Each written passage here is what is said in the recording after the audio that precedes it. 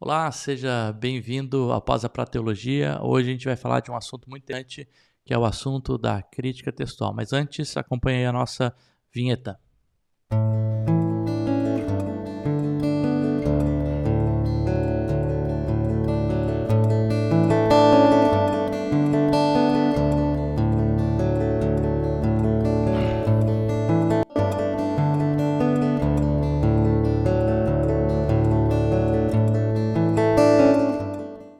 Hoje, então, a gente vai falar de crítica textual, mas você sabe o que é a crítica textual? Para que serve, né, a crítica textual? No primeiro vídeo de hermenêutico, interpretação bíblica, a gente falou um pouquinho sobre métodos, né, de a gente poder interpretar o texto bíblico. Agora a gente vai um pouquinho de como que a gente chegou a ter esse texto bíblico em português que a gente tem hoje, né? Hoje a gente tem aí diversas versões e diversas traduções, Nova Almeida atualizada, Nova Versão Transformadora, Almeida Revista e Fiel, Revista e Corrigida, né?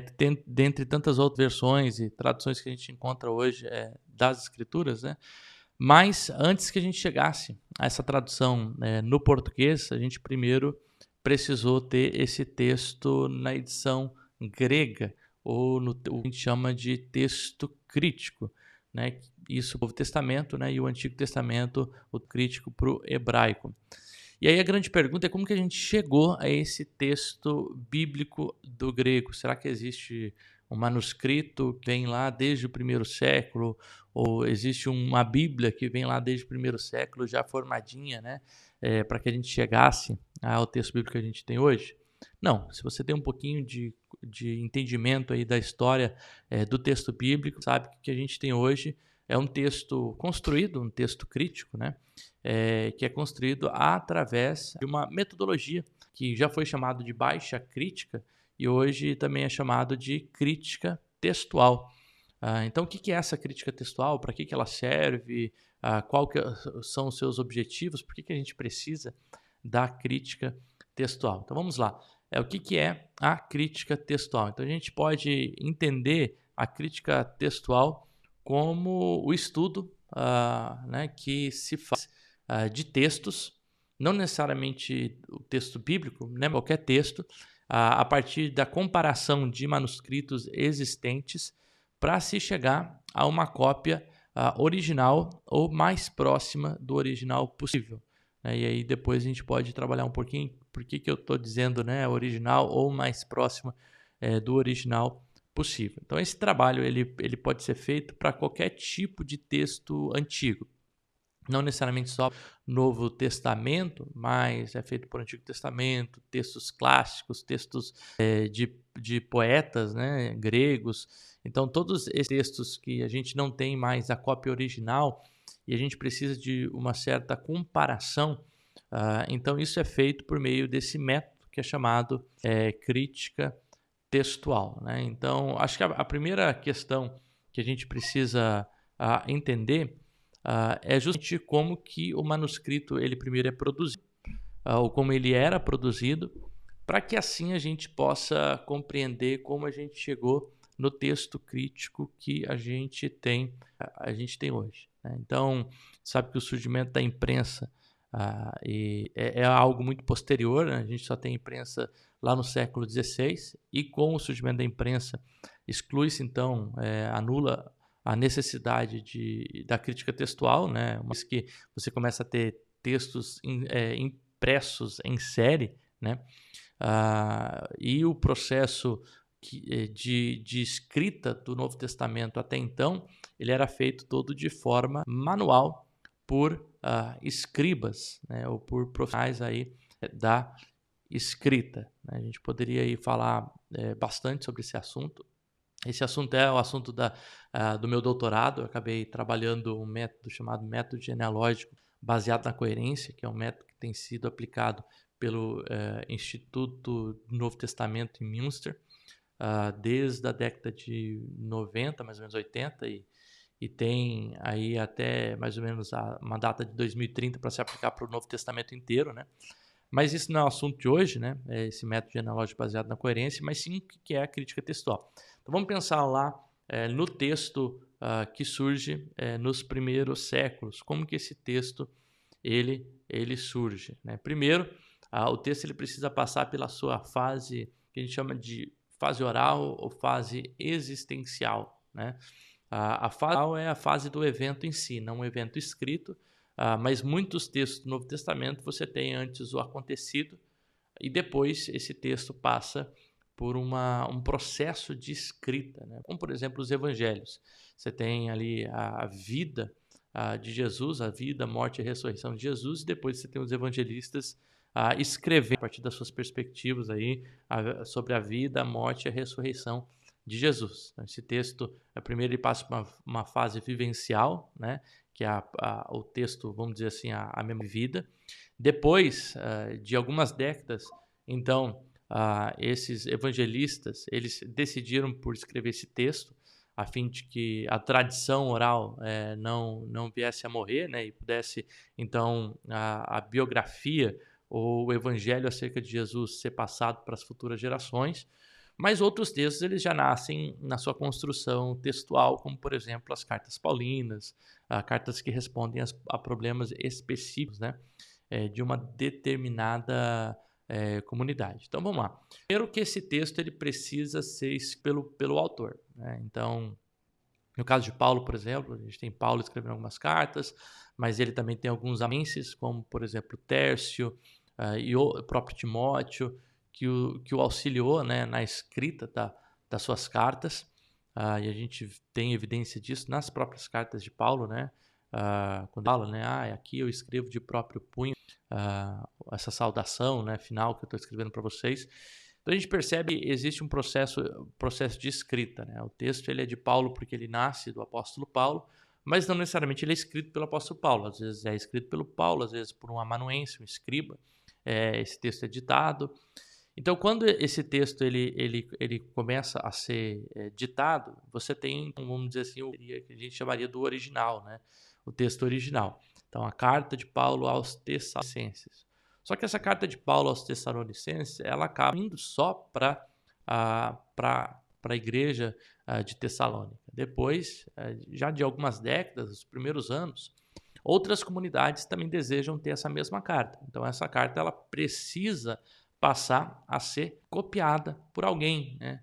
Seja pelo próprio apóstolo, repetindo, fazendo uma cópia da própria carta, ou por um escriba, né? De repente, alguém da igreja lá de Tessalônica recebeu aquela carta, alguém de Corinto pediu aquela carta, então, enfiletado dentro da igreja de Tessalônica, ou até mesmo de Corinto, receberia a carta e copiaria ali, né?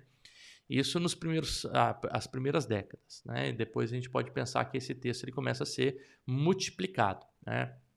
Então esse texto, ele a priori, ele está sendo escrito, copiado pelo autor, depois ele é copiado pelos escribas, que precisa reproduzir cópias para poder passar, vamos dizer assim, o texto do grego para outras comunidades, para outras igrejas. Esse texto, geralmente, no primeiro século, os textos do Novo Testamento eles são escritos em códices, que é a espécie de um livro que é construído, né, a partir de material específico, né, diferente do Antigo Testamento, que a maioria dos textos são escritos em rolos. No Novo Testamento a gente já tem uma nova tecnologia, se a gente pode dizer assim, que é a tecnologia do códice. Isso porque o códice ele possibilitava caber mais escritos, né, e com o tempo esses escritos individuais eles passam a andar como textos coletivos. Então, uma vez que a gente tem lá a carta de Paulo a Tessalônica, daqui a pouco a gente tem a primeira e segunda Tessalonicenses andando junto, ou as cartas pastais, as cartas paulinas, até que a gente chegue, né, ali por volta do quarto século, que é quando a gente tem o primeiro Novo Testamento, se a gente pode dizer assim, como exemplo do Códice do Vaticano, Alexandrino, e outros que são ali datados do quarto, quinto século, são textos os mais antigos e completos que a gente tem hoje, né? Não no individual, mas no coletivo, né? Os mais antigos que a gente tem. A gente tem fragmentos que datam aí do primeiro, segundo século, como por exemplo o Papiro 52, né? Mas, então, assim, o que a crítica textual faz, né? Então, a gente imagina que esse escriba que está copiando o texto bíblico, ele está sujeito a todos os tipos de erros, cansaços que qualquer pessoa ela está quando ela está copiando um texto, né? Imagina você estar ali copiando um texto, né? Algumas pessoas sugerem esses escribas talvez tivessem 2, 3 cópias, outros acham que não, que é uma cópia só. Mas imagina esse escriba copiando ali algumas cópias e tendo talvez um texto principal ali copiando e fazendo isso horas e horas e horas e horas, né? Por dia, a fim de que o texto se propagasse. Com certeza, nesse processo de cópia textual, algumas variantes elas vão surgir, né? E o que são as variantes? São diferenças textuais, não são necessariamente erros, mas são diferenças textuais que vão surgir, seja pelo cansaço, né? O olho, às vezes a pessoa vai lá, repete a última palavra da terceira linha lá na quinta linha e já pula da terceira para a sexta, né? Porque ela viu ali a palavra na quinta linha, ela acabou pulando 2 linhas. Às vezes, no processo de repetição, ela repete a mesma palavra, a palavra tem o final, o sufixo parecido, então ela vai copiar um sufixo parecido, né? Cansaço não só de olho, talvez o cansaço mental, até talvez o processo também da audição, uma parte que poderia, né? A gente sabe que as vogais longas e curtas elas são muito parecidas, né? Então uma palavra ela pode, quando ditada, né? Isso já mais à frente, quando a gente tem os repertórios, os textos possivelmente começam a ser ditados, isso há um questionamento se isso acontecia, mas isso poderia acontecer, então, né? O texto ali, eu copiaria ele com uma vogal longa, quando na verdade lá no original o que foi ditado é uma vogal curta. E aí surgem então as variantes textuais, né? Então as variantes textuais surgem seja pelo canso do próprio escriba, elas podem surgir também por questões de correção gramatical. Então imagina um texto que foi escrito lá no 4º século, de repente a gente sabe que a língua ela é mutável, né? A língua ela se desenvolve com o tempo. Então, lá no 10º século, alguém pega esse texto do 4º século e olha lá o grego, e o grego hoje é diferente, a gramática lá, ele compreende que aquela gramática está errada, ele faz a correção ali, talvez gramatical. Então, esse pode ser um tipo de correção.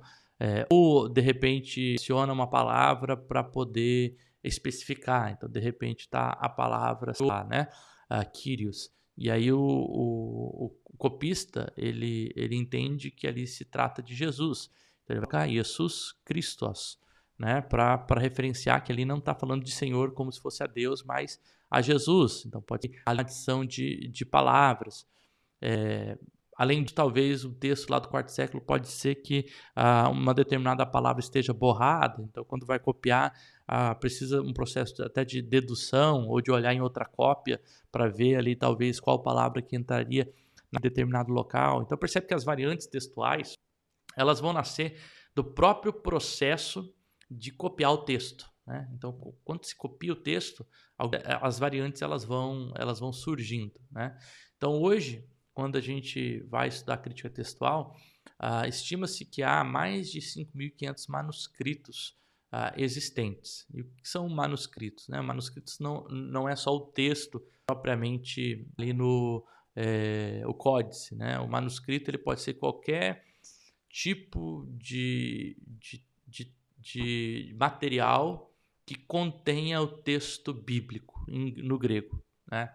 Então, por exemplo, pode ser um fragmento, como no exemplo P52, um papiro ali tamanho de um cartão de crédito. Ele pode ser um lecionário, que era um texto litúrgico utilizado para os cultos e para as liturgias, mas que continha o texto bíblico. Ele pode ser um texto, versão, um texto de repente de algum pai da igreja que cita Orígenes, qualquer pai da igreja que de repente cita o texto original, né? Então ele vai citar o texto grego, então ele entra ali como também os pais da igreja entram como testemunhas. Ele pode ser o texto mesmo, pode ser um códice, né? Um fragmento nesse sentido. Então, assim, uma testemunha, ela não é propriamente só o texto ali, mas ele pode se encaixar em um desses tipos de, de elementos, né, que contém ali o texto no seu original, no grego, e que vai entrar então como uma testemunha bíblica na hora de fazer crítica textual. Então a crítica textual, o que ela vai fazer? Vai pegar todas essas ferramentas, né, todas essas cópias, todas essas testemunhas, e vai se fazer uma análise a partir de comparação para tentar se chegar ao texto original. Né? E por quê? Porque a gente não tem o texto lá do Paulo do primeiro século. O que você tem é um outro fragmento e talvez o texto mais completo a partir do quarto século. Ainda que a gente só tenha a grande massa de texto, ela vai acontecer no período medieval, né? Que é o chamado texto majoritário, né? O texto bizantino, né? Que é um tipo textual que se encontra na época medieval, que é onde há uma grande produção em massa de um texto do grego do Novo Testamento, né? Até então, você vai ter cópias mais esparsas, mas não necessariamente não fidedignas, pelo contrário, justamente pela quantidade de testemunhas e manuscritos do Novo Testamento, né, a gente pode então atestar a fidedignidade do texto crítico, né, de modo que praticamente de todas as variantes textuais não se há variante que necessariamente mexa com algum dogma ou alguma doutrina central para o cristianismo. A gente sim tem alguns textos que estão na nossa Bíblia, nas nossas versões em português, e que a gente hoje entende que esse texto fazia parte do original, mas que com o tempo foi incluso, né? E a gente vai ver alguns exemplos disso, tá? Então, a crítica textual ela tem o propósito de se chegar ao texto original, o autógrafo, né? Isso pelo menos, a crítica textual tradicional, ela tem esse objetivo, né, de chegar a esse texto original. Muitos críticos textuais hoje compreendem que é impossível se chegar a esse texto original, a não ser que se assuma uma tradição ou um tipo de texto específico, como, por exemplo, o texto alexandrino, o texto bizantino, né? Se você assume uma tradição específica, talvez seja possível chegar próximo. Mas mesmo assim, dentro da tradição bizantina, por exemplo, embora os textos sejam semelhantes, você tem muitos textos, né? Muitos manuscritos que têm também as suas variantes textuais. Tá? De novo, a concordância entre os textos bíblicos são muito grande. Então, o que a gente tem de variantes textuais são questões específicas mesmo de ordem de palavra, não altera a fidedignidade, né, do livro, que a gente vai ver ali alguns exemplos do que seria a crítica textual na prática. Né? Então, para se chegar a esse texto autoral, ou o que hoje os críticos textuais têm chamado também de primeiro texto, ou Ausgangstext, que é o texto do qual surgiu todos os outros textos, né? Então, assim, para chegar a esse texto se cria alguns critérios que a gente pode chamar talvez de evidências externas, ou evidências externa e evidência interna. Tá? Então, o que seriam evidências externas? Evidências externas têm a ver com a questão mais da paleografia do texto, questões externas mesmo, como por exemplo, manuscritos mais antigos tendem a ser mais confiáveis. Então, há uma preferência para manuscritos que sejam mais antigos. Tá? Isso é um tipo de critério externo. Tá? Por exemplo, o local onde esse manuscrito foi achado. Se esse manuscrito foi achado no Egito, se ele foi achado mais próximo ou mais longe do acontecimento, de onde o acontecimento. Isso é um tipo de evidência externa. A qualidade do manuscrito, né? Então, por exemplo, a qualidade geral do manuscrito também é uma questão externa. Questões externas como o material que é utilizado também é uma questão externa do próprio texto texto, né, ou dos manuscritos. E também a gente tem o que a gente chama de evidências internas, né, que são questões do próprio texto em si, né? Então, aí, por exemplo, a gente pode pensar tanto que eles chamam o que a gente chama de probabilidade transcricional ou de probabilidade intrínseca, né? A transcricional tem a ver com a transcrição do texto. Então, por exemplo, alguns, e isso tem sido debatido, né? Mas só para você ter uma ideia, por exemplo, o texto mais difícil tende a ser o original, ou mais do original. Por quê? Porque os escribas, na lógica, eles explicariam o texto e facilitariam o texto.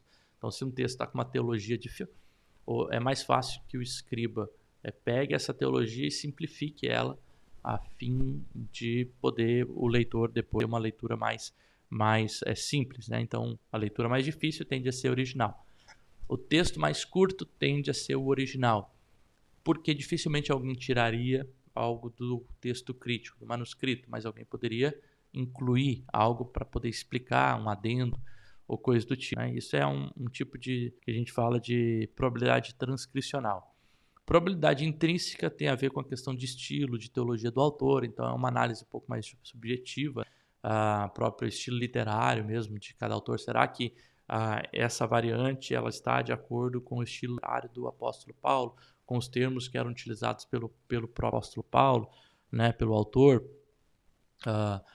Então isso é o que a gente chama de leitura intrínseca, né? E hoje, a paralelo a isso, a gente tem o método genealógico baseado na coerência, que eu não vou me aprofundar aqui, mas basicamente é um método computadorizado que se faz a análise do que a gente chama de convergência e divergência textual, a partir da análise dos textos que são contidos nos manuscritos, para tentar se chegar a um sistema do Novo Testamento, primeiro no âmbito local e depois global, de qual é o primeiro texto, qual que é o segundo texto, assim, se criar uma espécie de árvore genealógica em cada variante e depois no próprio livro ali que está sendo analisado, né? De certa forma, esse é um trabalho muito minucioso que tem sido feito a partir da tecnologia, que tem possibilitado a transcrição em massa, a computadorização dos manuscritos, a própria comparação matemática das divergências e convergências, né, para pensar aí qual a variante A possivelmente é a primeira que deu B, que deu início C, né?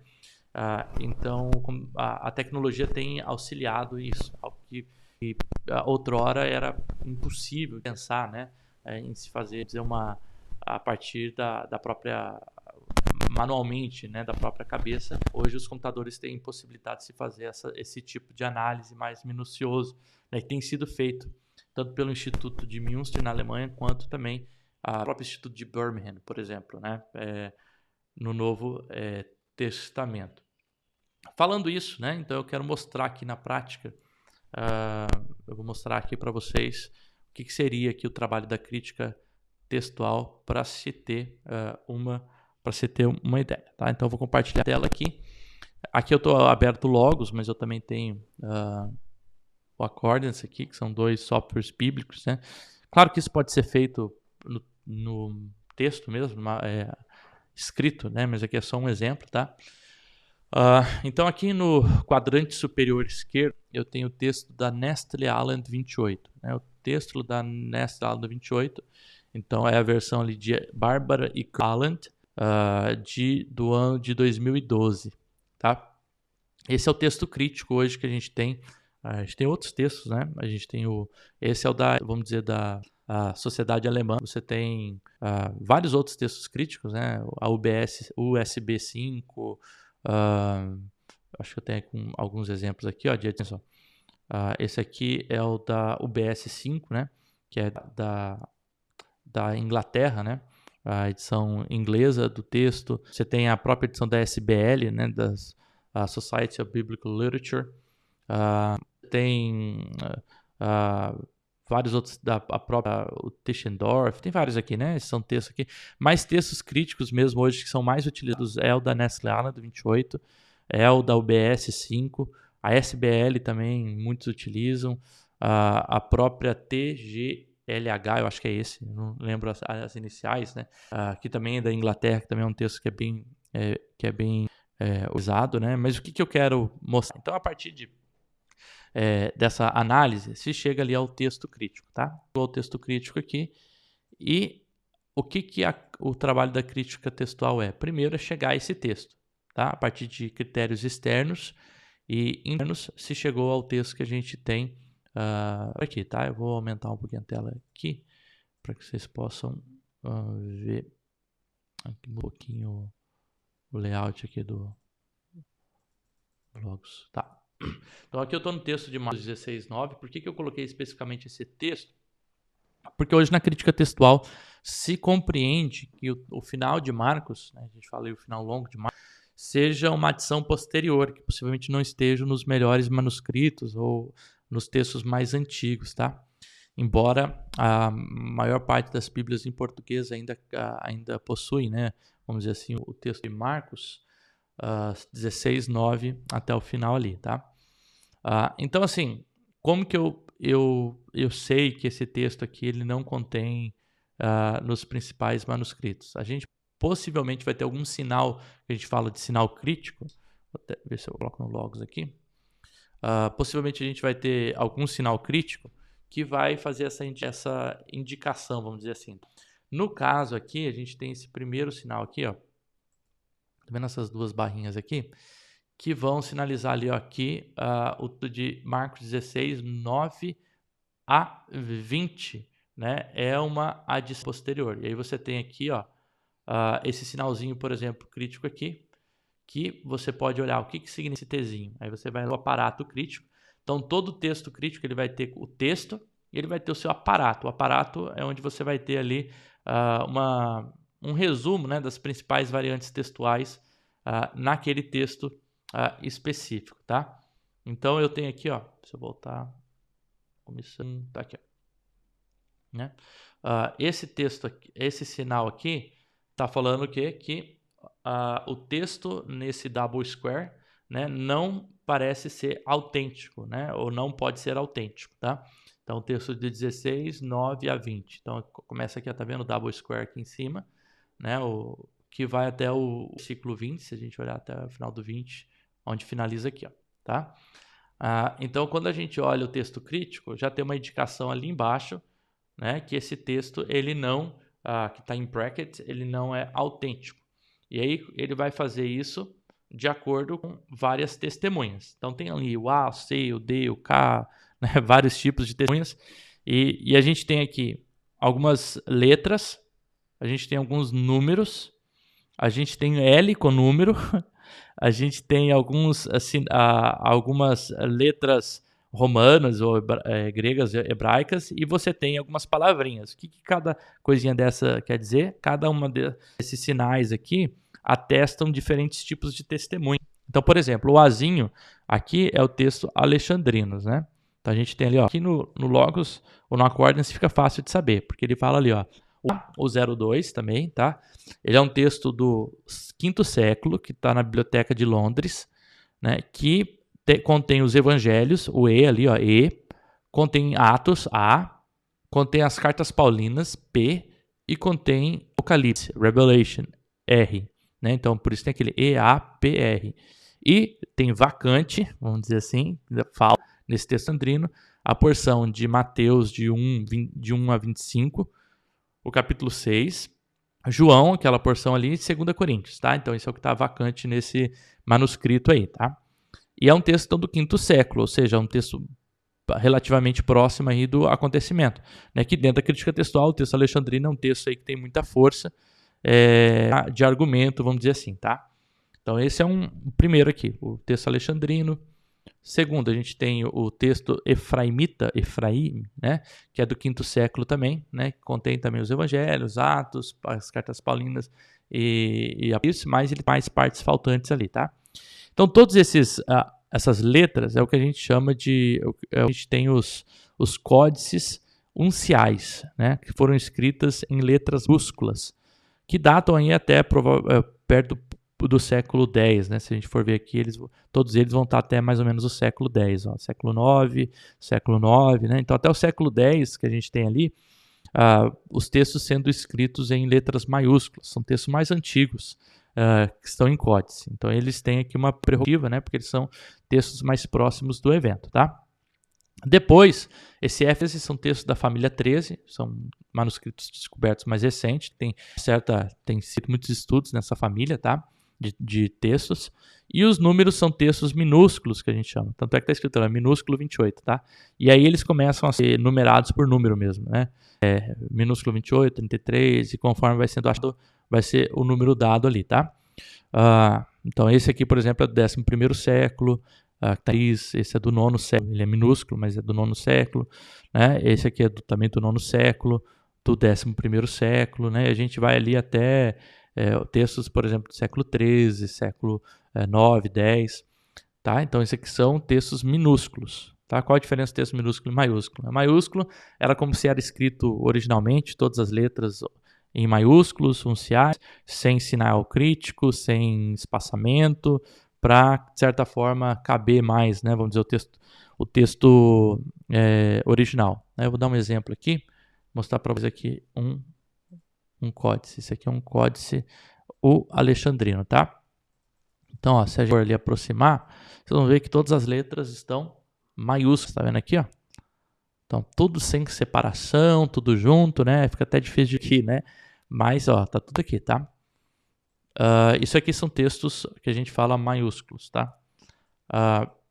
E a gente vai ter também os textos minúsculos, que são os textos que depois que já recebem a vocalização, como esse grego aqui, né, na parte aqui da comparação, o próprio crítico mesmo, ó, com sinais críticos, vogais, separado, tudo certinho, né? Depois que é feito o trabalho esse trabalho, né, de tornar o texto minúsculo, tá?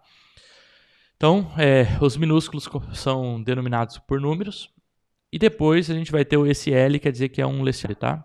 Então, esse lecionário se encontra lá em Catarina, né, no mosteiro de Catarina. Ele tem ali, né, também todos os dados dele, do que né? Como é um lecionário, ele não tem ali, se ele contém evangelho, isso ou aquilo, né? É mais que um lecionário que contém esse texto específico. Então, um texto litúrgico, vamos dizer assim, tá?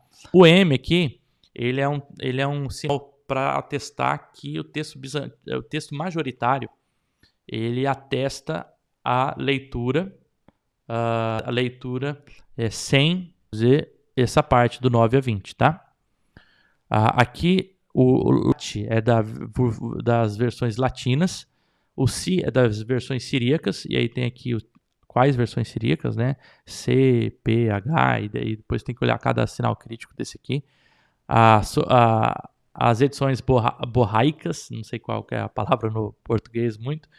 E depois você tem aqui alguns góticas e alguns pais da igreja, como Irineu, versão latina de Irineu, Eusébio, Hierônimos, né? E tem que é o Jerônimo, né? Alguns ali. Então, isso aqui é a crítica textual, né? Ele vai trazer ali. Aqui ele trouxe entre brackets para mostrar que esse texto não está no original e deu as testemunhas ali, tá? Que atesta o texto original, tá? Vamos dizer assim, o texto sem, né? Essa parte aí, tá? Então, isso aqui seria o que a gente tem na crítica textual, tá? Então, só assim, corrigindo uma questão que eu falei, né? É que aqui embaixo a gente tem os textos que estão omissos, né? Onde essa seção é omissa. E aqui em cima, possivelmente, é o texto onde você tem esse final de 9 a 20. Então, todos esses aqui atestam esse final de 9 a 20. Aqui embaixo, esses textos aqui, né? Onde tem aqui, ó, os sinaíticos, o vaticanos, o 304, a versão siríaca ali, eles atestam sem o final de 9 a 20, tá? Que foi um erro meu, só corrigindo aqui. Então, esse aqui é com um final longo e esse aqui é sem esse final longo. Tá? E aí, como se chegou então à conclusão que possivelmente o original não tem, isso então fazendo análises das evidências externas e internas, né? Então os comentaristas chegam. E aí às vezes a gente que é mais leigo vai perguntar, não, mas por que não tem, né? Você vai olhar isso aqui e você não vai entender, porque aqui você tem aqui, por exemplo, o Alexandrinos, que é um texto do 5º século, contra o Sinaíticos, que é do 4º, o Vaticanos, que é do 4º, esse 304 que é 12º, você tem várias testemunhas que atestam um final longo, né? Então, para se entender melhor, é interessante a gente também ter um comentário textual de crítica textual, né? Então, você tem, por exemplo, o Emerson, você tem o Metzinger, vários comentários textuais, né? Eu vou abrir um aqui só para mostrar para vocês. Acho que eu tenho no log, no Accordance. Um comentário textual aqui. Vamos lá, comentário de Metzinger. Vamos ver se eu tenho aqui o Metzinger. Tá. Então aqui, ó, o Metzinger, ele vai explicar o porquê que esse texto de Marcos 16, 9 a 20 não é original. Então, além do texto crítico aqui, né, do texto com os sinais críticos, um comentário textual também vai ajudar a entender, né? E ele traz toda a explicação ali, tá? A gente não vai ler agora, mas daí ele vai explicar o porquê o comitê, quando se reuniu, decidiu que aquele texto possivelmente não era o texto original ou mais, tá, pessoal? Então, basicamente, assim, a crítica textual é esse trabalho minucioso aí que é feito de analisar manuscritos, testemunhas, a partir de evidências externas e internas, para chegar a um texto crítico no grego, no caso do Novo Testamento, que depois são feitas as traduções para o português, tá? E aí o processo para tradução em português é outra questão, né? Porque aí existem metodologias de tradução, né? Desde traduções mais formais a traduções mais dinâmicas, né? Então essas 4 principais edições do texto crítico que a gente tem, tá? A Nestle Aland 28, a UBS 5, a THGNT, que é a Tyndale House of Greek New Testament, e a SBL, que é a Society of Biblical Literature Greek New Testament. São as 4 principais que praticamente os textos são os mesmos, tá? Para você tem 4 edições, a UBS 5, por exemplo, e a NA8, elas possuem o mesmo texto. O que vai mudar é o aparato crítico, né? Que o aparato da NA28 é mais voltado para críticos textuais, enquanto o aparato crítico da UBS 5 é mais voltado para tradutores, né? Então, porque as explicações ali são diferentes, né? Então, para se fazer uma boa crítica textual, o que eu preciso? Eu preciso ter o texto crítico para entender para qual o texto. É bom ter, junto com o texto crítico, um aparato crítico, né? E todo aparato crítico ali no começo vai ter ali a legenda, né, do que cada um desses sinais significa. Você tem um programa com logos, o Accordance, isso facilita, que é só colocar ali o mouse em cima. E um bom comentário textual, né? Isso é o suficiente para talvez a gente como leigo, né, tá a par aí da crítica textual. Mas eu quero mostrar para vocês o projeto que tem sido feito também do Instituto de Münster, que é o projeto da ECM, Editio Crítica Maior, que que eles utilizam o método genealógico baseado na coerência. Então, se eu olhar aqui ECM e clicar aqui nesse site esse site é o site do Institut für Neue Testamentliche Textforschung, Instituto para Pesquisa do Novo Testamento, né? É o New Testament Virtual Manuscript Room, que é um site onde a gente tem também o americano do Dallas, lá de Dallas, do Daniel Wallace, mas esse daqui é o da Universidade de Münster, onde você tem catalogado os principais manuscritos, né? Então você tem aqui, ó, os lugares que estão os manuscritos, se você quiser olhar os manuscritos que estão tirado fotos e transcritos. Você tem aqui a aba da Editio Crítica Maior, das conjecturas, a lista de textos gregos, as transcrições, a 28, né? Nestle Aland tem vários. E o que está acontecendo mais recente, blogs, né? O que o pessoal está publicando na parte direita aqui, tá? Então, se a gente olhar na ECM ali, por exemplo, a gente vai ter, vamos ver aqui se ele vai abrir para mim aqui, demora um pouquinho, tá? A gente vai ter aqui, no caso de Atos, mais o texto que tem, a gente já tem de Marcos, a gente tem, não sei se já tem online de Apocalipse também, tá? Mas eu vou mostrar um só para vocês aqui de Atos, só para ter uma ideia do que é aqui, tá? Só um minuto.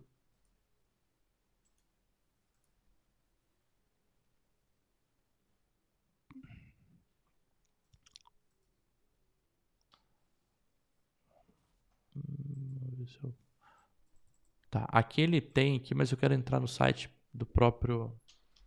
Vou colocar aqui ECM Acts do Institute for Neue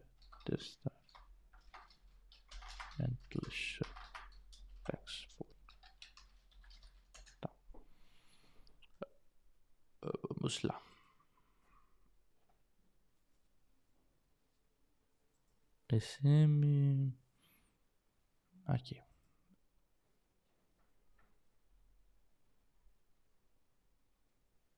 Vamos ver se eu consigo entrar no próprio. Aqui, CPGM, ECM Atos. Aqui que eu queria entrar. Pois eu posso passar os links certinho, pessoal. Vamos entrar aqui na quarta fase, fase finalizada já. Hoje você tem, né, então esse texto aqui. Cadê aqui a fase? Isso aí. Então, beleza. Na fase, esse aqui é o livro de Atos. Então eu coloco ali Atos, capítulo 1, versículo 1, palavra 24. O que eu estou indicando aqui?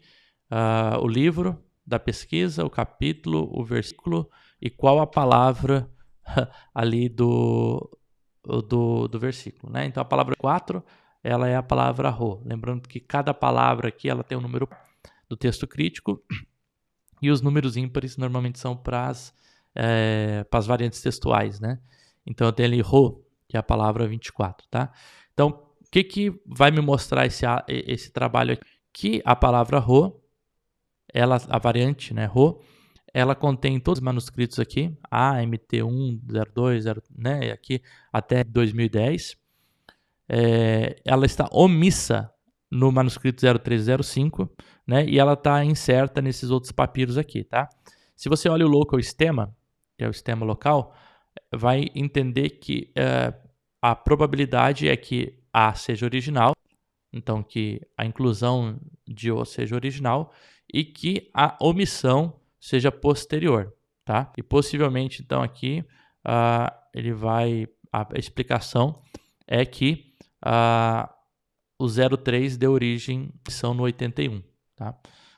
Então, 03 copiou de 81 aqui. A gente vê que 81, então, é um texto que tem o ro, o artigo, e o 03 é um que não tem, tá? Então, essa aqui é a explicação. E aí depois se cria a atestação aí do próprio livro, tá? Isso aqui é uma coisa que é mais voltada para o pessoal mesmo aí que é acadêmico da crítica textual, mas só para se ter uma ideia, né, que hoje tem sido feito esse trabalho.